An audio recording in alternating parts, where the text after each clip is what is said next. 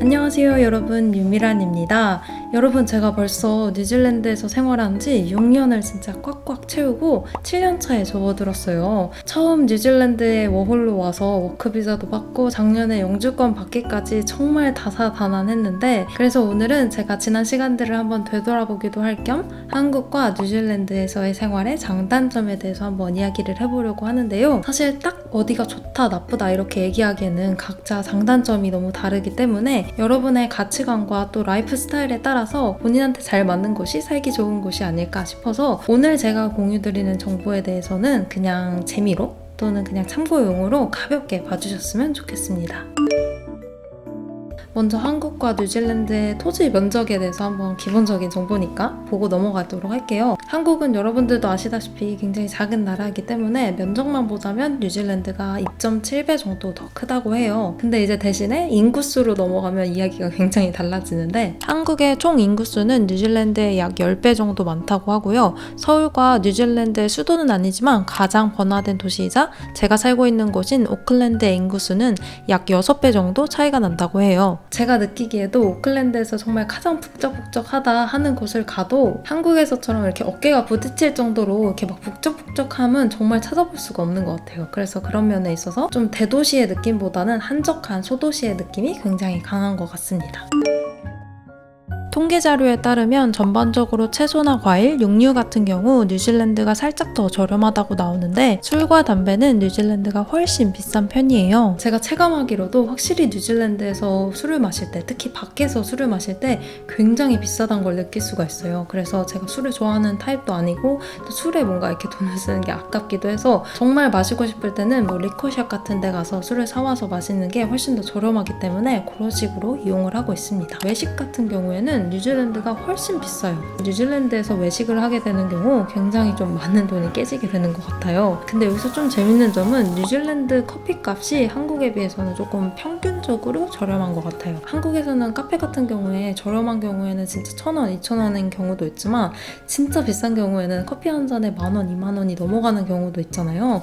그래서 이 평균가가 조금 더 올라간 것도 있는 것 같은데, 반면에 뉴질랜드 같은 경우에는 진짜 집 앞에 있는 동네 카페에 가든 럭셔리한 호텔에 있는 카페에 가든 커피값의 차이가 정말 거의 없는 것 같고 부담 없는 가격으로 즐길 수 있는 것 같아서 그 점이 조금 다르다는 게 되게 재밌는 것 같아요. 그리고 다음으로 빠질 수 없는 교통비 같은 경우에도 한국처럼 환승 시스템이 있기는 하지만 그래도 기본료 자체가 좀 비싼 편이고, 제가 체감하기로도 뉴질랜드의 대중교통은 한국에 비해서 훨씬 비싸게 느껴지는 것 같아요. 그런데 그렇게 비싼 돈을 지불하고 이용함에도 불구하고 좀 굉장히 불편한 점이 많습니다. 왜냐면 배차 간격이 좀 굉장히 큰 편이고 이 노선 자체가 효율적으로 조금 짜져 있는 느낌이 덜 하다 보니까 정말 여기서 여길 가야 되는데 시티를 갔다가 가야 되는 정도로 이 노선이 조금 불편하게 짜여져 있는 경우가 많아서 이런 점에 있어서는 정말 좀 많이 아쉽습니다. 대신에 제가 좋았던 거는 버스 기사님들께서 이제 타는 승객들이 다 자리에 앉을 때까지 기다려주시고 내리고 나서도 조금 더 기다려주시고 다 확인을 하고 이제 문을 닫고 출발을 해주시는 경우가 대부분이기 때문에 그런 면에 있어서는 진짜 너무 좋다 이렇게 느꼈던 것 같고, 또 반면에 트레인 같은 경우에는 아무 예고 없이 날씨 때문에 또는 무슨 공사 때문에 운행이 중단되는 경우도 간혹 있기 때문에 그런 면에 있어서 대중교통은 진짜 한국이 정말 잘 돼 있는 것 같아요. 집값이라고 한다면 렌트랑 매매 이렇게 두 가지를 또 볼 수가 있을 것 같은데, 확실히 렌트는 뉴질랜드가 훨씬 비싼 것 같아요. 뉴질랜드에서는 보통 매주 렌트비를 내는 게 기본이고요. 본드비라고 해서 보통은 이사할 때 약간 보증금처럼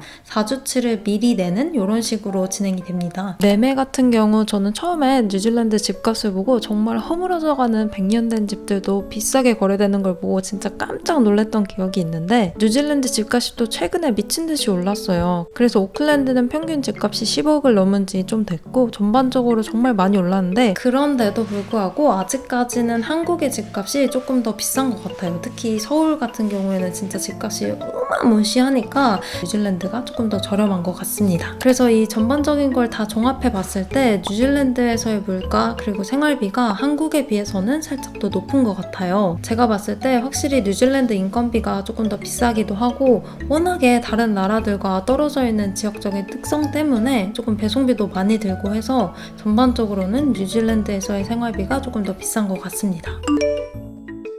사실 취업 같은 경우에는 뉴질랜드나 한국이나 진짜 취업난을 겪고 있는 건 똑같은 것 같은데 이것도 산업군마다 좀 굉장히 차이가 있긴 한 것 같아요. 그런데 이제 전반적인 분위기를 한번 이야기를 해보자면 신입분들께는 죄송하지만 뉴질랜드나 한국이나 정말 경력직을 선호하는 거는 다 똑같은 것 같고요. 그런데 아까도 말씀드렸듯이 한국 같은 경우에는 인구수가 어마어마하게 많기 때문에 사람도 많고 회사도 많고 해서 기회가 훨씬 더 많은 건 맞는 것 같아요. 반면에 뉴질랜드 같은 경우에는 인구수도 확실히 훨씬 더 작고 그러다 보니까 들어온 회사도 훨씬 더 작기 때문에 기회 자체만 놓고 본다면 절대적인 숫자는 뉴질랜드가 훨씬 더 적은 것 같아요. 더 자세한 회사 생활의 다른 점에 대해서 궁금하신 분들은 제가 지난번에 만들어 놓은 이 영상을 한번 참고해 주시면 좋을 것 같고요. 그럼 바로 다음으로 넘어가 보도록 하겠습니다. 먼저 최저시급부터 한번 비교를 해보고 갈까요? 2022년 기준 한국은 최저시급이 9,160원으로 작년에 비해서 한 5.1% 정도 상승을 했다고 하고요. 뉴질랜드의 경우 시간당 21불 20센트로 2022년 4월 1일부터 적용된다고 해요. 직장인분들의 월급 같은 경우 평균적으로 한국은 세후 262만원, 뉴질랜드는 328만원으로 25% 정도 뉴질랜드가 더 높다고 해요. 아까도 말씀드렸듯이 뉴질랜드 생활 물가가 살짝 더 높기 때문에 이런 거 저런 거 다 따지고 보면 그렇게 큰 차이가 나진 않는다. 하지만 이 산업 분야에 따라서 또 이 차이가 굉장히 크게 벌어질 수도 있기 때문에 그 점도 잘 참고해 주시면 좋을 것 같아요.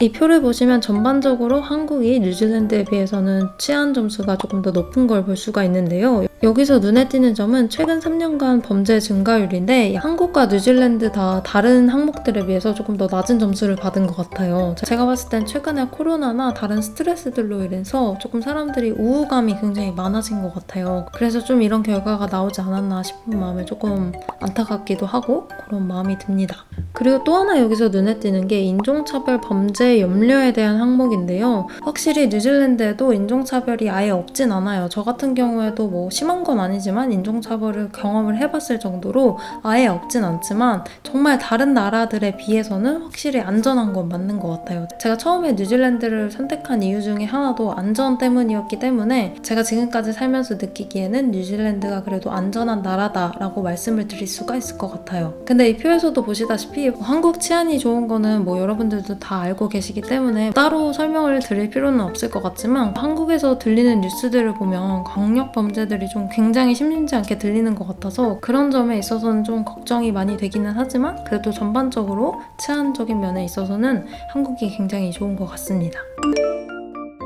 날씨가 사실 되게 별거 아닌 것 같지만 정말 큰 영향을 미친다는 거를 제가 뉴질랜드에 오고 나서 좀 많이 느꼈던 것 같아요. 한국 같은 경우에는 여러분들도 아시다시피 봄, 여름, 가을, 겨울 1년에 걸쳐서 4계절이 굉장히 뚜렷하게 있죠. 뉴질랜드에서 재밌는 점은 하루에 4계절을 느낄 수 있다는 건데요. 아침에는 조금 쌀쌀했다가 낮에 햇살이 비치면 정말 따뜻하고 또 이제 햇살이 넘어갈 때쯤 되면 살짝 좀 추웠다가 밤이 되면 또 굉장히 추워집니다. 그래서 하루에 봄, 여름, 가을, 겨울을 다 느낄 수 있는 날씨인데요. 그리고 또 날씨와 함께 하나 더 짚고 넘어가야 할 게 바로 공기의 질이죠. 제가 뉴질랜드에서 지내다가 한국에 가면 확실히 그 오염된 공기의 느낌이 되게 답답하게 느껴지더라고요. 그리고 뉴질랜드에서 지내다 보니까 정말 파르고 푸르고 깨끗한 하늘을 볼 수 있다는 게 얼마나 감사한 일인지 뼈저리게 느끼게 된 것 같아요.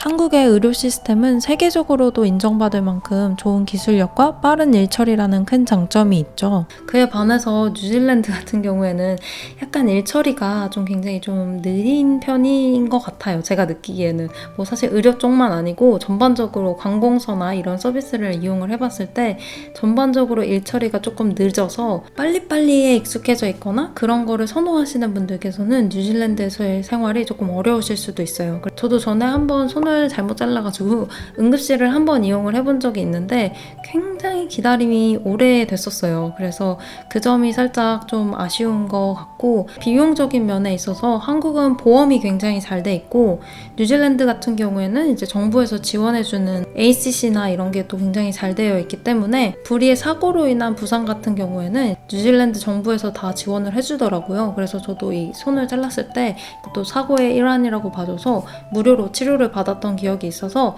이런 면에 있어서는 그래도 좀 좋지 않나 하는 생각이 듭니다. 제 개인적으로의 한국에서 그리고 뉴질랜드에서의 삶의 질을 조금 비교를 해보자면 확실히 한국에 있을 때는 약간 잔 스트레스가 굉장히 많았던 것 같아요. 왜냐면 워낙에 경쟁 사회다 보니까 학교에서도 회사에서도 어디에서도 약간 누군가와 자꾸 비교를 하게 되고, 그러다 보니까 제 비교 대상보다 뭔가 못하다 이런 느낌이 들면 뭔가 자존감도 굉장히 내려가게 되고, 그런 경쟁 사회에서 오는 스트레스가 좀 굉장히 컸고, 또 출퇴근하면서 아까도 말씀드렸듯이 인구 밀도가 굉장히 높다 보니까 그 출퇴근 시에 오는 스트레스도 또 굉장히 크더라고요. 그래서 이런 잔 스트레스들이 조금 많았던 반면에 뉴질랜드에 와서는 그런 걱정들이나 스트레스는 좀 많이 없었던 것 같아요. 전반적으로는 잘 지내고 있는 것 같긴 한데 여기에서는 조금 굵직굵직한 스트레스가 있는 것 같아요. 가장 먼저 비자 문제만 봐도 지금은 뭐 해결이 되긴 했지만 그 전까지는 좀 굉장한 스트레스였고, 그리고 또 영어가 제 모국어가 아니고 제가 성인이 된 이후에 한국에서 뉴질랜드로 이민을 온 거기 때문에 확실히 그 영어에 대한 언어 장벽이 굉장히 크게 느껴지더라고요. 그리고 또 하나 무시할 수 없는 게 향수병에서 오는 스트레스인데요.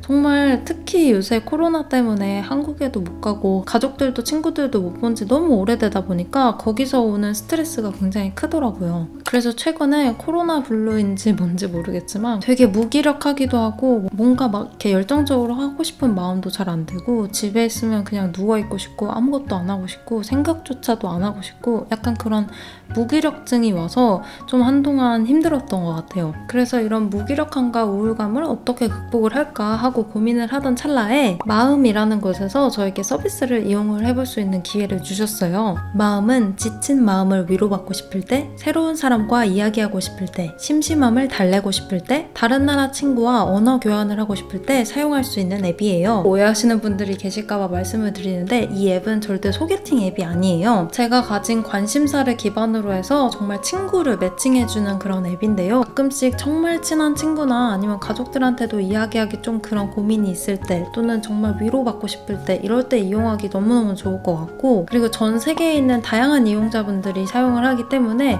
언어 교환할 친구를 찾기에도 굉장히 좋은 앱이지 않을까 싶어요. 제가 먼저 지난 몇 주 동안 이 서비스를 사용을 해봤는데 그러면서 정말 좋았던 몇 가지 점들이 있어서 이 점들을 소개를 해드려 보도록 할게요. 먼저 이 앱은 다른 앱들과는 다르게 얼굴 노출이 전혀 없고 익명으로 통화가 가능해요. 그래서 처음 이야기하는 사람인데도 부담 없이 제 이야기를 할 수가 있다는 점이 굉장히 좋았고요. 그리고 보통 얼굴 노출이 없거나 익명으로 하게 될 경우 서비스 이용자들이 좀 약간 무례한 경우도 굉장히 많은데, 제가 지금까지 매칭된 분들은 다 굉장히 젠틀하신 분들이었어요. 4.7점이라는 높은 평점처럼 좋은 후기들이 굉장히 많았고, 이것만 봐도 사용자 관리가 굉장히 꼼꼼하게 이루어지고 있구나 하는 게 느껴져서 굉장히 좋았어요. 7분 30초까지 무제한으로 무료 통화가 가능합니다. 이 점이 정말 신박하지 않나요? 그리고 본인의 흥미와 취미를 기반으로 매칭된 메이트들과 이야기를 나누기 때문에 이야기 주제를 끌어내기에도 굉장히 쉽고 공감대도 형성이 돼서 이야기하기가 굉장히 수월하더라고요. 그래서 제가 지난 몇 주간 사용을 해보면서 정말 많은 힐링과 위로를 받았던 앱이기 때문에 혹시라도 저와 비슷한 상황에 있으신 분들이 계시다면 한 번쯤 이용을 해보시는 것도 좋을 것 같습니다. 네, 이렇게 해서 오늘은 제가 한국과 뉴질랜드를 좀 카테고리별로 나눠서 한번 비교를 해봤는데요. 사실 해외에 나와서 산다는 건 정말 매일매일이 도전이에요. 멀리서 봤을 땐 굉장히 평화롭고 평범한 하루하루가 반복되는 것 같아 보이지만 그 속에서는 정말 매일같이 영화에 부딪히고